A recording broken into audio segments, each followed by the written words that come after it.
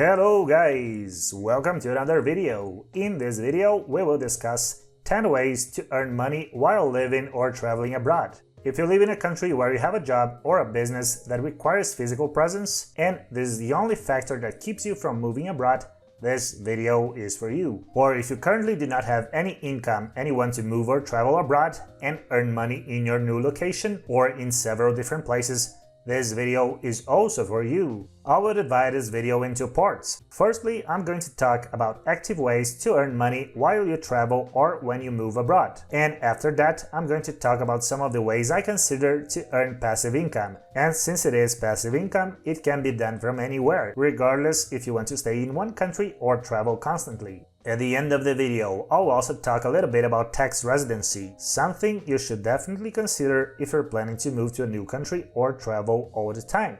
And before we start the usual talk, you already know it. If you want to travel, move or invest abroad, hit the like button, check our other videos, book a consultation call with me, the link is in the description. And most importantly, subscribe! Let's start. We will start with active ways to earn money, and the first option is the most obvious one: getting an offline job. One of the easiest ways to earn money while living abroad is just by getting a job in the country you're planning to live in. However, this has a huge disadvantage, which is, as long as you have a job, you will actually have to be in that location most of the time and show up at your workplace constantly. But this also has a lot of advantages. The main advantage is that the company who is hiring you will help you sorting all the paperwork related to your work and residence permit. So, if you need money, have skills, and want to move abroad, this is probably the easiest way. Jobs that are in high demand in most countries are those in healthcare such as doctors, nurses, etc., those in IT such as software developers, UX designers, jobs in marketing or data engineers for example, and also jobs in hospitality, cooks, chefs, hotel staff, bar staff, and these kind of jobs. There are of course many other jobs which can be an option. If you are a native English speaker, it is still easy to get a job teaching English in a number of countries without the need for a lot of qualifications. The second option to earn money as you travel or when you move abroad is getting an online job.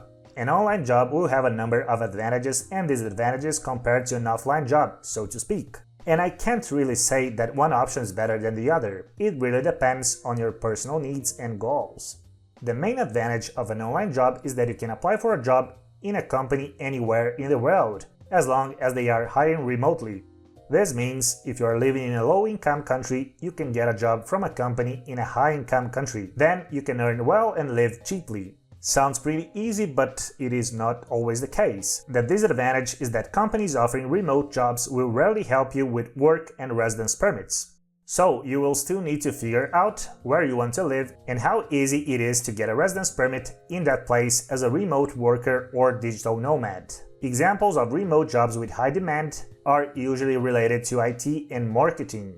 The third option is starting an offline business. Starting an offline business is another option if you want to move to a different country and have a source of income there. The advantages of opening your own business are very significant compared to finding a job, which involves more factors beyond your control. This is especially a good idea if you have experience in some sector in your current country of residence and want to continue this type of business or something similar in a different country. Many countries will grant you a residence permit if you start a business, but the requirements are different from country to country. In countries in high demand such as Canada, UK or Australia, you will need to invest a very significant amount of money to be able to start a business and get a residence permit. But in smaller countries in Latin America or Eastern Europe, with a very low capital, you can get a residence permit when starting a business. The next option is starting an online business. Starting an online business is also another way to earn money while you travel or live abroad. And of course, it is one of the ways I use myself to earn money while living abroad. The advantage of an online business compared to an offline business is that the amount of money required to start a business is oftentimes much lower than what you would need to start any kind of offline business. Another critical advantage of an online business is that it can reach clients around the world, as opposed to an offline business in which you will be mostly restricted to clients which are physically in your city or area. The main disadvantage of an online business is that the entry barrier is very low, so you will be literally competing against anyone and everyone. Good examples of online businesses are Amazon FBA, starting a consultancy business, teaching English online, selling courses, e-commerce, affiliate marketing, starting a YouTube channel, or selling software as a service.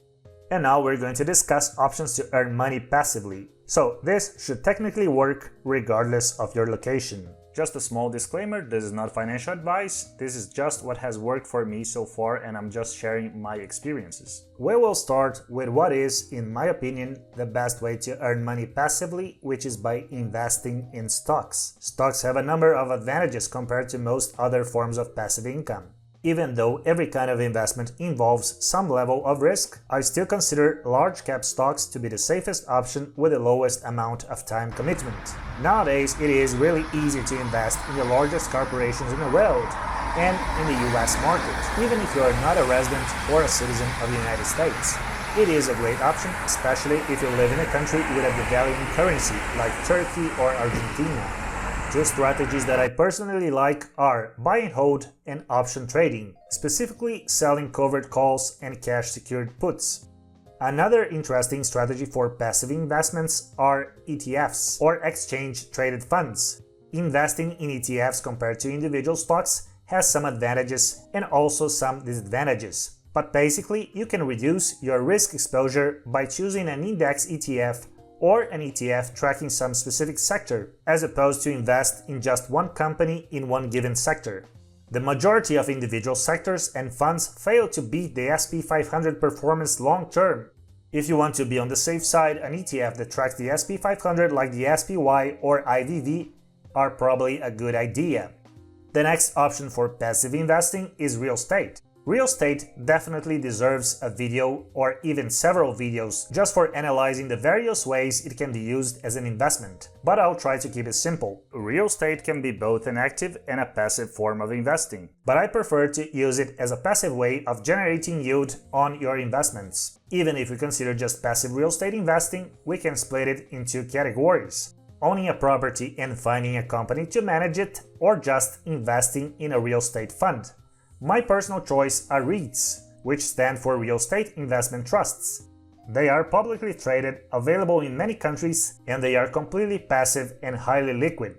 The next option for passive income is crypto. Crypto is also a great option to earn money passively. Needless to say, crypto has exploded in recent years, and there are so many ways to earn money using the technology, in an active or passive way. You can buy and hold crypto or trade NFTs, or even use any DeFi platform and earn decent yields on your crypto.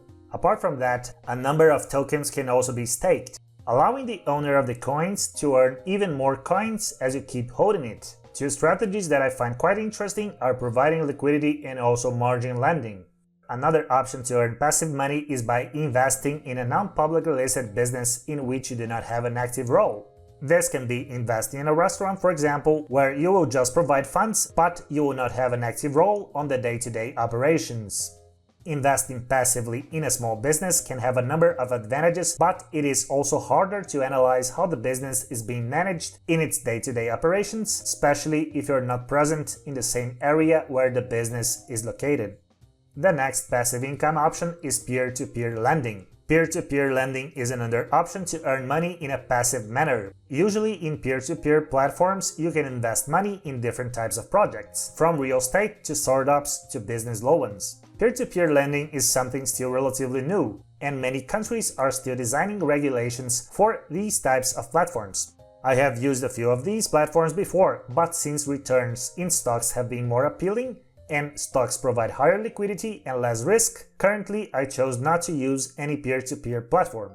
And now the last part of the video, let's talk a little bit about tax residency. Once you have your income to live or travel abroad sorted out, you should consider the tax implications of your new place of residence. There are many differences and requirements from country to country, but basically what you should consider is an equation with two sides.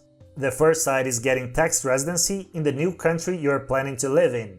You may or may not want to do this, as your new country may or may not have a lower tax rate than your previous country of residence. The second part of the equation is making sure you will not be a tax resident in more than one country at the same time.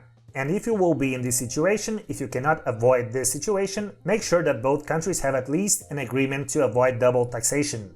For US citizens, you will still need to file taxes regardless of your country of residence. If you rarely visit the US, you can be eligible for the Foreign Earned Income Exclusion, so you won't need to pay taxes in the US up to a certain level, even though you have to still file the documents every year. For citizens of other countries, if you spend less than 6 months a year in that country and have more ties to your new country of residence than to the previous one, this will generally suffice in terms of stopping your tax obligations in the country you were previously living. Even though there are some exceptions, this tends to work for most countries, regardless of your citizenship. And that's it for today's video. Write down in the comments section which form of active and passive income you prefer. And to end the video, the usual nonsense. If you want to travel, move, or invest abroad, hit the like button, check out other videos, book a consultation call with me, the link is in the description. And most importantly, subscribe. See you next time.